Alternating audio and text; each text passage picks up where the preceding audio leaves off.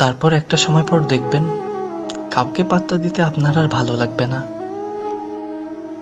কেউ আপনাকে পটানোর চেষ্টা করলেও আপনার কাছে বিষয়টা আর ইন্টারেস্টিং মনে হবে না। মাঝে মাঝে এই ব্যাপারটা আপনার কাছে বিরক্তিকর মনে হবে।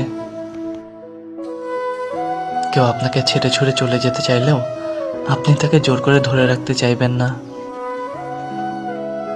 চাওয়া আর পাওয়ার এই গরমিলের হিসাবে আপনি বড্ড হাঁপিয়ে উঠবেন। তাই কারো থাকা কিংবা চলে যাওয়ায় পূর্বের মতো আপনার আর আগ্রহটা থাকবে না।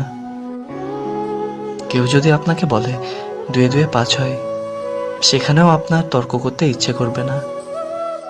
যুক্তি সংঘর্ষে জিতার আনন্দের চেয়ে নীরবে প্রস্থান আপনার কাছে তখন বেশি শান্তিপূর্ণ মনে হবে।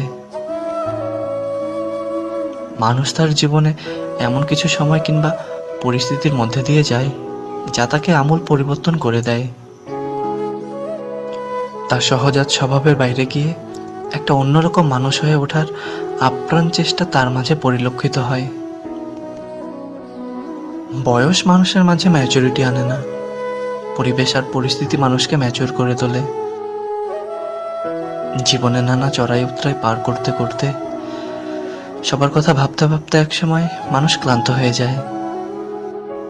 তখন সে নিজের কথা ভাবে, নিজের কাছে ফিরে আসতে চায়, নিজেকে ভালোবেসে ভালো রাখতে চায়। কারো কারো চোখে এটা হয়তো স্বার্থপরতা, তবে আমি মনে করি জীবনে এইটুকু স্বার্থপর হওয়া উচিত। নিজেকে স্বার্থপরের মতো ভালোবাসার চেয়ে সুন্দর অনুভূতি আর কিছু হয় না। নিজেকে ভালোবাসো।